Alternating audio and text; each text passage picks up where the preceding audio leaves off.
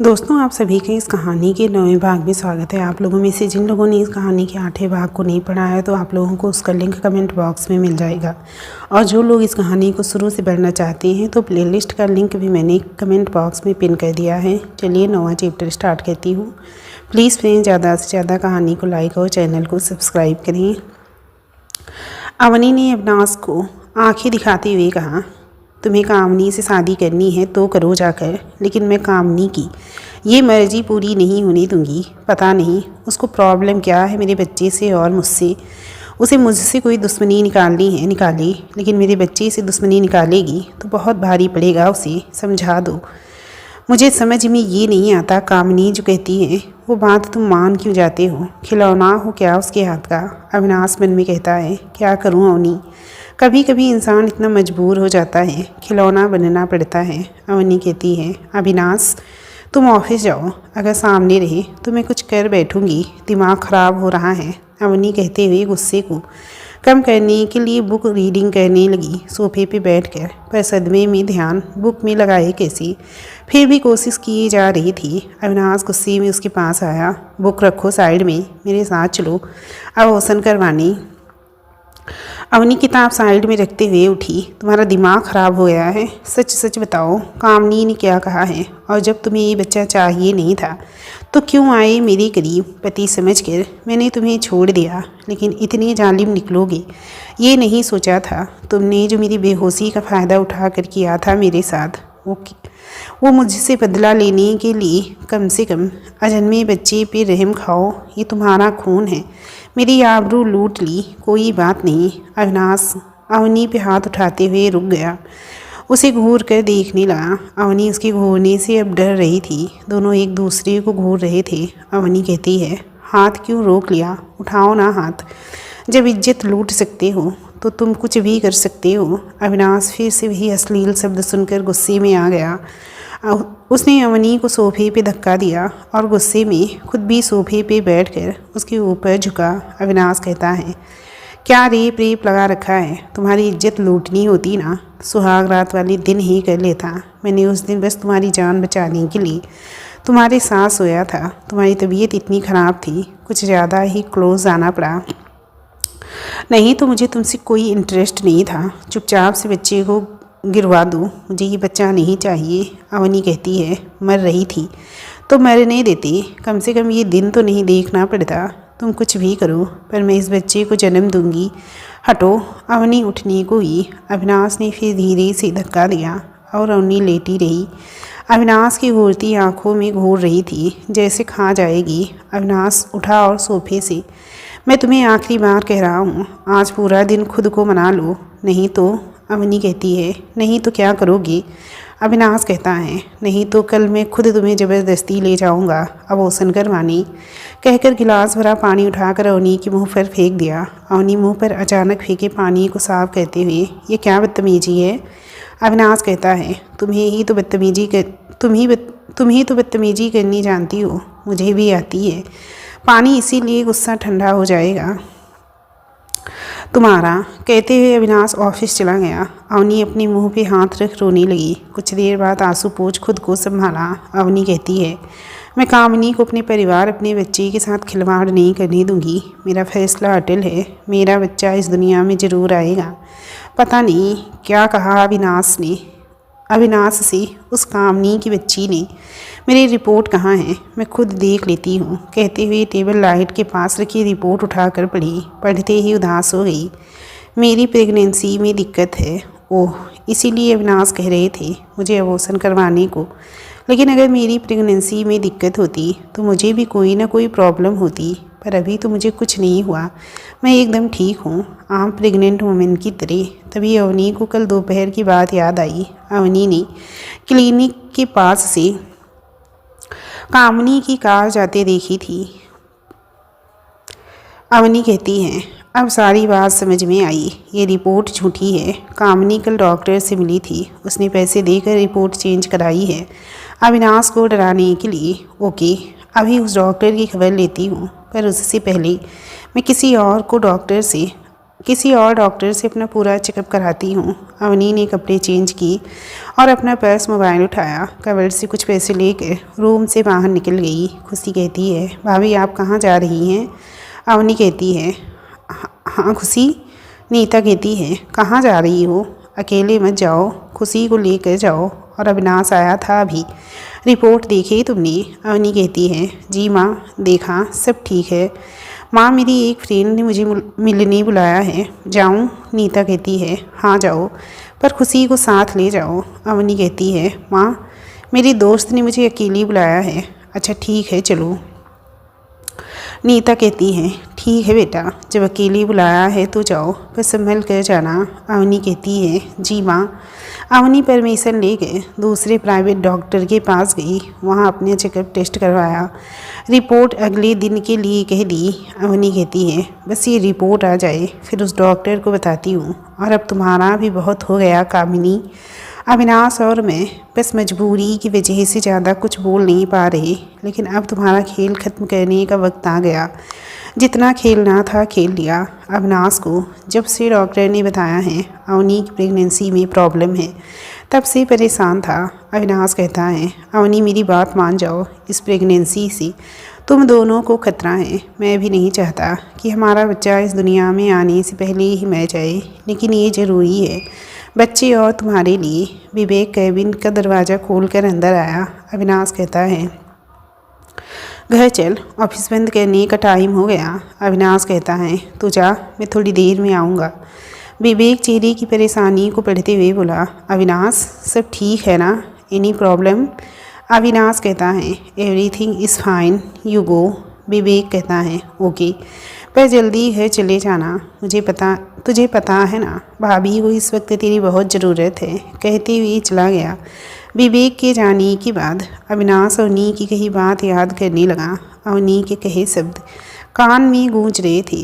अविनाश कहता है, अवनी यकीन मानो, मैंने कभी तुम्हारी मर्जी के बिना छूना नहीं चाहा। उस दिन भी नहीं छूना चाहता था। तुम्हारी जान बचाने के लिए करना पड़ा, कुछ ज़्यादा ही करीब आना पड़ा।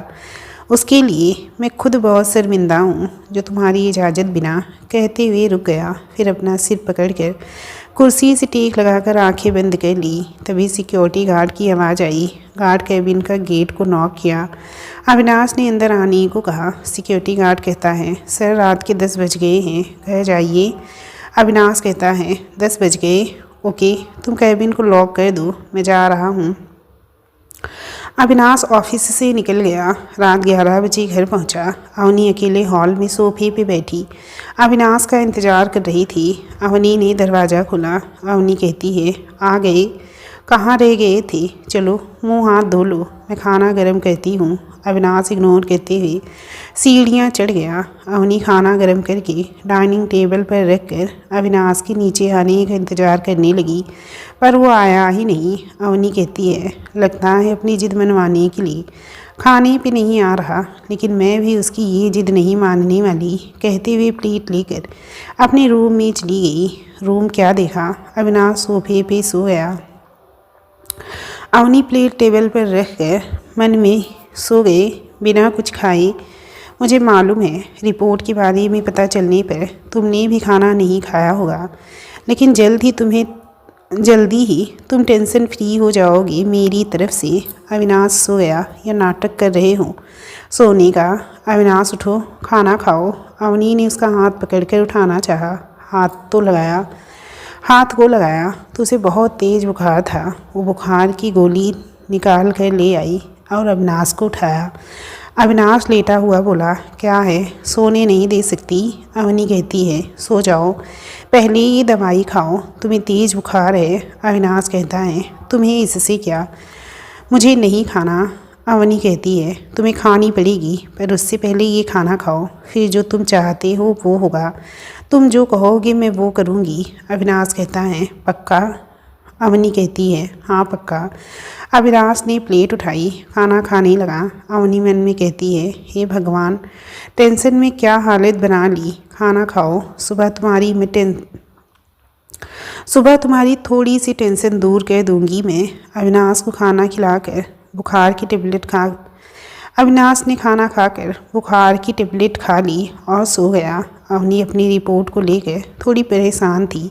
नई रिपोर्ट कैसे आएगी, उस वजह से परेशान थी। कहीं पहली वाली रिपोर्ट की तरह ही ना आ जाए, उस वजह से मन बेचैन था। सोचते सोचते धीरे धीरे उसकी भी आंखें भारी हो गई। अगली सुबह अविनाश के जागने से पहले अवनी नहा धोकर बिना किसी को बताए घर से चली गई। उसे पता था अविनाश की आँख खुलेगी तो उसे अपने साथ चलने को कहेगा, पर उसे पहले अपनी दूसरी रिपोर्ट आने का इंतज़ार था। अविनाश की आँख खुली, सीधे उसकी नज़र बेड पर गई जहाँ अवनी नहीं थी। उसे कल की बात याद आई। उसने माँ से कहा था कि जल्दी उठेगी, इसीलिए शायद जल्दी उठ गई हो। किचन में गया, ये सोचते हुए वो बाथरूम में चला गया और नहा धोकर रेडी हो गया।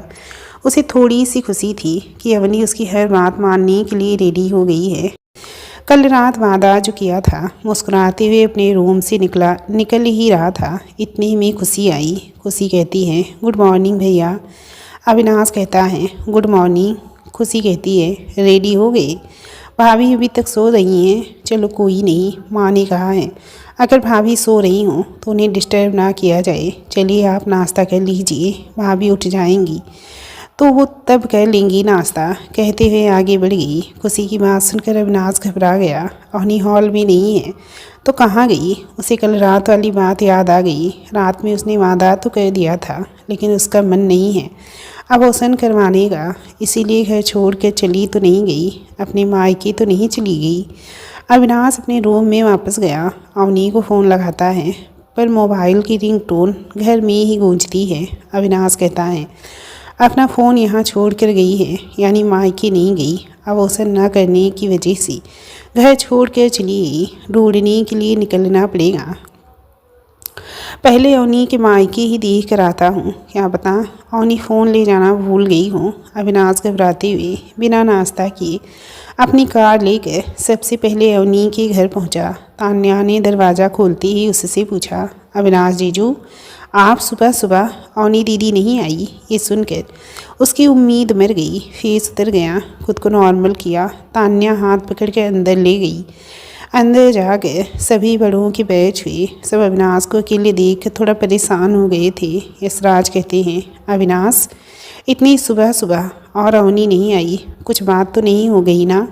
नीलम कहती हैं, हाँ अविनाश बेटा, कोई बात है क्या? अविनाश कहता है, नहीं माँ जी, आप लोग घबराइए मत, मैं जान कर अकेले आया हूँ। वो क्या है ना, मैं जानना चाहता था अवनी को क्या क्या करना पसंद है, क्या खाना पसंद है। वो मैं अवनी की बर्थडे की सरप्राइज़ पार्टी देना चाहता हूँ, जिसमें सब कुछ अवनी की पसंद के अकॉर्डिंग अरेंजमेंट हो। तान्या कहती है, वाह जीजू, हम तो घबरा ही गए थे। अविनाश कहता है, नहीं नहीं सब ठीक है। ओके, तो मुझे ऑफिस के लिए देर हो रही है। आप लोग अवनी की पसंद नापसंद की लिस्ट तैयार करके मेरे नंबर पे सेंड कर देना। यशराज कहते हैं, ठीक है बेटा। अविनाश वहाँ से परेशान होकर चला गया। अब उसके चेहरे पे टेंशन साफ दिखाई दे रही थी। अविनाश कार चलाते हुए, कहाँ चली गई अवनी? सब मेरी गलती है, ना मैं जिद करता, ना अवनी घर छोड़ कर जाती। बस एक बार अवनी वापस आ जाए, फिर तुम जो चाहोगी वो होगा। हम दोनों कुछ सोचेंगे बच्चे के लिए। तुम अकेले ही सब कुछ क्यों सब संभालोगी? लौट आओ अवनी, मैं तुम्हारे बिना नहीं रह सकता। परेशान अविनाश ने जाने कहाँ कहाँ नहीं ढूंढा, ऐसी कोई जगह नहीं छोड़ी जहाँ अवनी के जाने की उम्मीद थी। मंदिर, market, railway station, bus stop, बल्कि डॉक्टर के पास तक गया, पर अवनी वहाँ भी नहीं मिली। थोड़ी देर में खुशी ने फ़ोन किया। खुशी का नंबर देखकर खुद को नॉर्मल करके फ़ोन उठाया। खुशी कहती है, ये क्या भैया, आप नाश्ता किए बिना घर से निकल गए और साथ में भाभी को भी ले गए? अविनाश कहता है, हाँ, वो अवनी मंदिर जाने की जिद कर रही थी तो मैं बाहर ले आया। खुशी कहती है, पर जब मैं आपको बुलाने आई थी तब तो भाभी सो रही थी, कब तैयार होकर बाहर आई, हमने देखा ही नहीं। अविनाश कहता है, खुशी तो पुलिस की तरह मुझसे पूछताछ क्यों कर रही है? मंदिर ले आया तो कौन सा बड़ा गुनाह कर दिया? वो पहले से तैयार होकर मेरी कार में बैठी थी, वो सो नहीं रही थी। नीता खुशी से मोबाइल लेते हुए, कोई बात नहीं बेटा, तू खुशी की बात पे नाराज मत हो, मुझे बहुत खुशी है तुम दोनों साथ में हो, पर बेटा हमें बता देते तो अच्छा होता। वैसे कोई बात नहीं, अवनी का मन कर रहा होगा मंदिर के बाद उसे कुछ खिला पिला देना, टाइम पर उसका खाना खाना बहुत ज़रूरी है। चल फ़ोन रखती हूँ। अविनाश ने परेशान होकर फ़ोन कट करके बगल की सीट पे पटक दिया और कार चलाता रहा। तभी उसे पुल पर भीड़ दिखाई दी। अविनाश ने पास में कार रोकी, भीड़ को चीरते हुए आगे बढ़ा। वहाँ कुछ पुलिस वाले खड़े थे। ज़मीन पे कपड़े से ढकी लाश पड़ी थी। कपड़े से बाहर पीले रंग की साड़ी का पल्ला निकला हुआ था। उसे याद आया, अवनी ने भी कल रात को सोते वक्त पीली साड़ी पहनी हुई थी। उसे देखकर अविनाश के हाथ पैर सुन्न पड़ गए। कुछ समझ नहीं आ रहा था, बस लाश देखते हुए धीरे धीरे कदमों से आगे बढ़ रहा था। पीछे से लोग बोल रहे थे, भाई आगे कहाँ जा रहे हो? पर उसके दिमाग और कानों ने काम करना बंद कर दिया। बस सामने लाश दिखाई दे रही थी। इतने में एक पुलिस वाले ने पीछे से कंधे पर हाथ रखकर रोका और एक हवा के झोंके से लाश के चेहरे से थोड़ा सा कपड़ा हट गया। अवनी को ना देखकर खुश हो गया। पुलिस वाले का हाथ कंधे से हटाकर वापस पीछे गया और भीड़ से निकलकर कार में बैठ गया।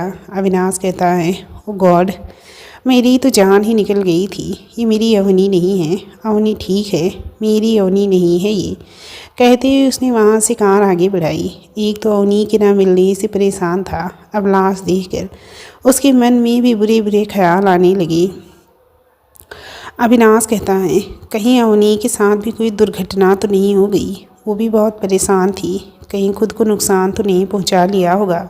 मेरी जिद से तंग आकर सोचते हुए कार चला ही रहा था, तभी उसकी नज़र दूर से एक क्लिनिक पे गई। वहाँ से अवनी बाहर निकल रही थी। उसके चेहरे पे एकदम खुशी छलक पड़ी, पर गुस्सा भी आया। अवनी के सामने उसने कार रोकी, कार का कांच नीचे किया। अवनी कहती है, अविनाश तुम यहाँ? तुम्हें कैसे पता चला मैं इस क्लिनिक में आई हूँ? अविनाश गुस्से में घूरते हुए, कार में बैठो। अवनी को कार में बैठाकर दूर सुनसान गली में ले जाकर कार रोकता है। सुनाना शुरू करता है। अविनाश कहता है, क्या समझती हो अपने आप को? मैंने तुमसे कितनी बार कहा है तुम घर से बाहर कदम निकालोगी तो मुझसे पूछ कर भूल गई शायद किसको घर पर बता कर आई थी। अवनी चुपचाप उसकी बातें सुनती रही और मन ही मन मुस्कुरा रही थी। खुशी के आंसू उसकी आंखों में छलक रहे थे। अविनाश के चेहरे पे खुद के लिए चिंता और घबराहट देख रही थी। अवनी कहती है, sorry Avinash, I am really sorry. Avinash चिल्लाते हुए, व्हाट सॉरी? तुम जानती भी हो मैंने तुम्हें कहाँ कहाँ नहीं ढूंढा। क्लिनिक गया, मंदिर गया, market, railway station, bus stop. जानती भी हो मैं कितना घबरा गया था, मेरी जान निकल गई थी, कितना परेशान था। लेकिन नहीं, तुम्हें तो कोई फ़र्क ही नहीं पड़ता, घर में बताकर नहीं जा सकती थी। अविनाश एक सांस में बोलता गया, गुस्से में तमतमाया हुआ कार से बाहर निकला और दरवाज़ा बंद करके खड़ा हो गया। सीने में हाथ बांधकर खुद के आंसुओं को कंट्रोल करने की कोशिश करने लगा। अवनी कार से निकलकर अविनाश के हाथ खोलकर सीने से लग गई। अवनी के सीने से लगते ही अविनाश का गुस्सा शांत हो गया। आंसू टपक कर अवनी के कंधे पर गए। फूट फूट कर रोने लगा अविनाश। अवनी पैरों के टॉस पर उचक कर माथे पे किस कहती है, वापस फिर से सीने से लग जाती है। अवनी कहती है, आई एम सॉरी अविनाश, आगे से बिना बताए कहीं नहीं जाऊंगी। कहते हुए हटी और कान पकड़कर खड़ी हो गई। अविनाश उसका हाथ नीचे कहते हुए, अब रहने दो, मैं बहुत घबरा गया था, ऊपर से फ़ोन भी नहीं ले गई थी और रास्ते में एक औरत का एक्सीडेंट हो गया, मुझे लगा कहीं तुम तो नहीं। उसके बाद तो और घबरा गया। प्लीज़ प्लीज़ अवनी, आगे से ऐसा कभी मत करना। कहते हुए आंसू पोंछने लगा। अवनी कहती है, नहीं बिल्कुल नहीं। अविनाश कहता है, अच्छा तुम किसी दूसरे क्लिनिक क्यों आई थी? अवनी कहती है,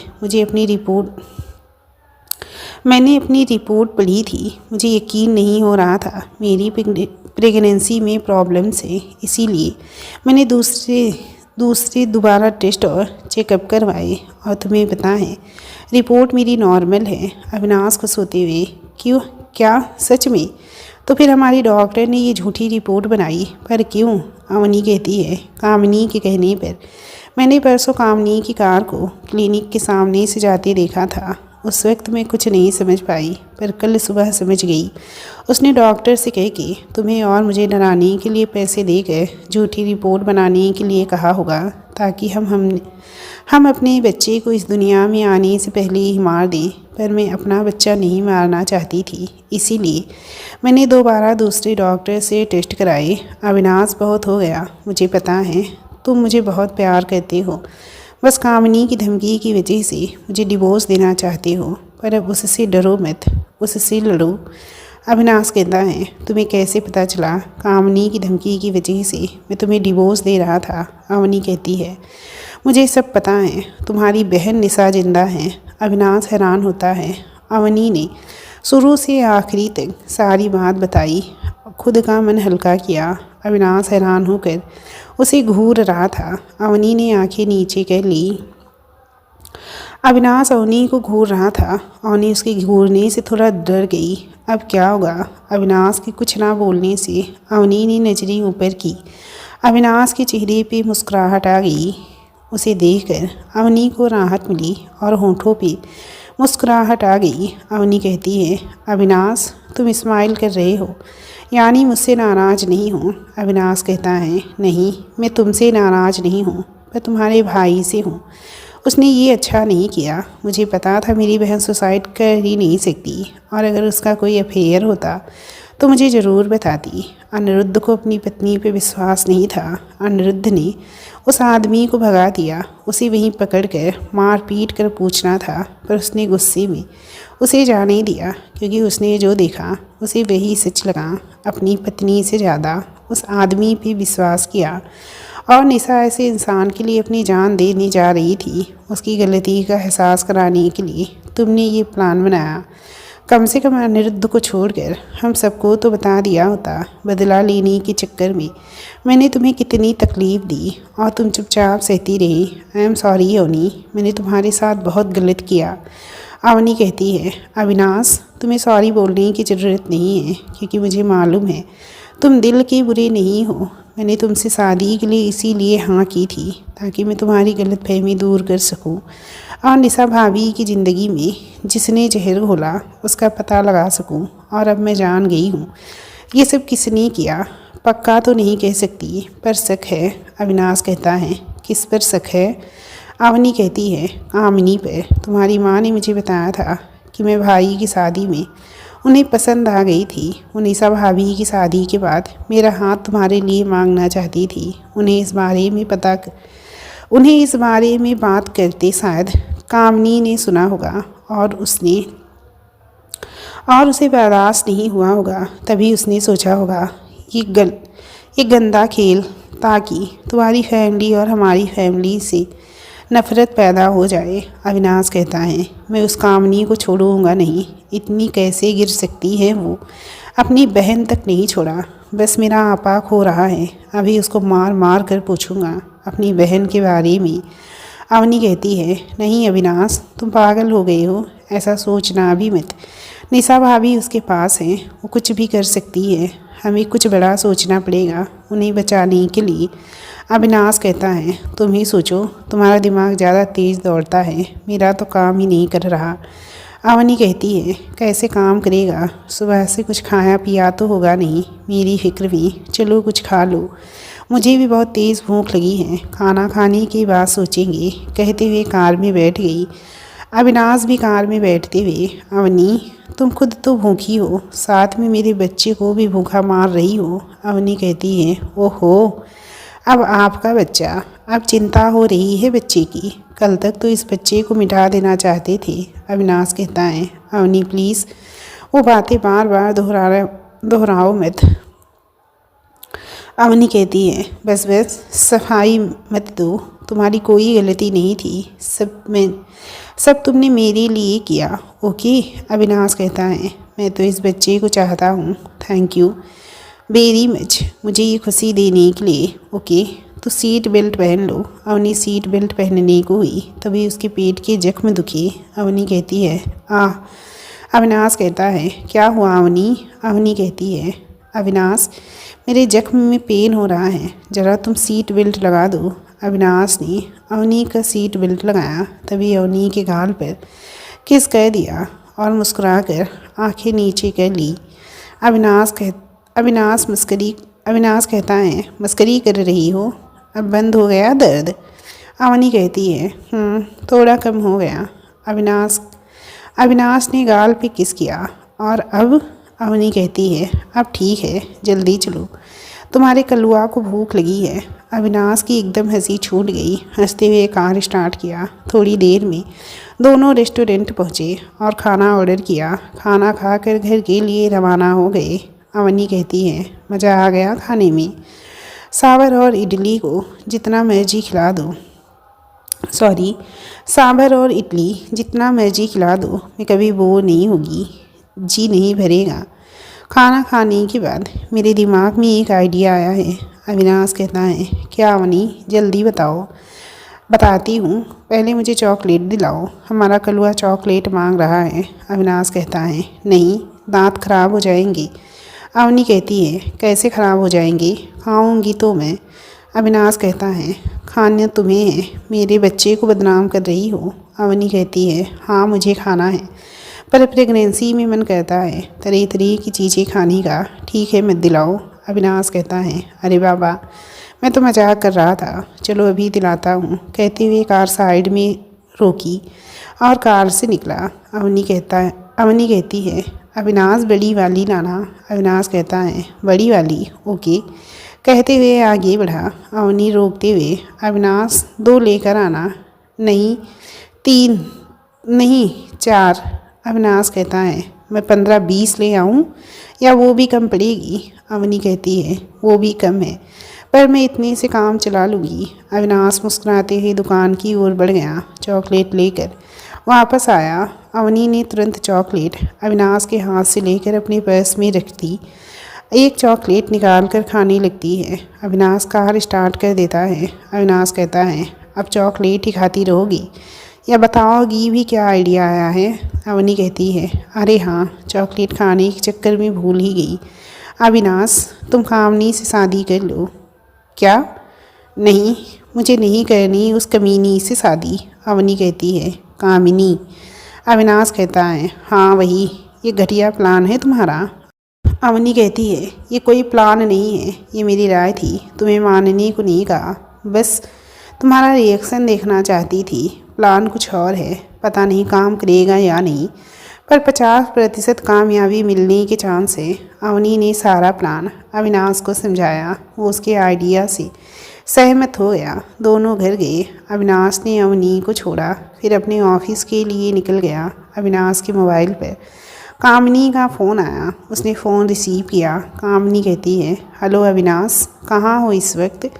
अविनाश कहता है, रास्ते में हूँ, बोलो क्या करना है? कामिनी कहती है, तुम ऐसे क्यों कह रहे हो? अविनाश कहता है, और क्या बोलूँ, तुम्हारे हाथ का खिलौना जो हूँ। कामिनी कहती है, नहीं अविनाश, तुम खिलौना नहीं, तुम तो मेरी जान हो, प्यार हो। अविनाश कहता है, शट अप, प्यार को बदनाम मत करो, तुम्हारी जैसी घटिया लड़की कभी नहीं देखी। कामिनी गुस्से में कहती है, अविनाश तुम ज़्यादा बोल रहे हो। अविनाश कहता है, बस यही है तुम्हारा प्यार और तुम इतनी गिर जाओगी ये नहीं सोचा था। तुमने डॉक्टर को पैसे दिए झूठी रिपोर्ट बनाने की। मैं चाहूँ ना तुम्हारे खिलाफ़ कंप्लेन कर सकता हूँ। कामिनी कहती है, पर तुम कर नहीं सकती। अब जो भी होगा तुम्हें पाने की तरीका रह गया था, मैंने वही अपनाया। अच्छा, तुम शॉपिंग मॉल में आ जाओ। ओके, मैं तुम्हारा वहाँ वेट कर रही हूँ। मैं एड्रेस सेंड कर रही हूँ। अविनाश कहता है, ओके सेंड करो, मैं आ रहा हूँ। कहते हुए फ़ोन कट किया। मोबाइल बगल की सीट पे पटक दिया। अच्छा हुआ कामिनी ने मुझे बुला लिया, इसने तो मेरा काम और आसान कर दिया। अविनाश ने मोबाइल में एड्रेस देखा और निकल पड़ा कामिनी के पास। दोस्तों, मिलती हूँ इस कहानी के लास्ट चैप्टर के साथ। अगर आप लोगों को आज का चैप्टर अच्छा लगा हो तो प्लीज़ फ्रेंड्स ज़्यादा से ज़्यादा कहानी को लाइक करें, चैनल को सब्सक्राइब करें और बेल आइकन को ऑल पे ज़रूर सेलेक्ट कर दें ताकि आप लोगों से कहानी का कोई भी भाग ना छूटा करे फ्रेंड्स। चलिए मिलती हूँ लास्ट चैप्टर के साथ, तब तक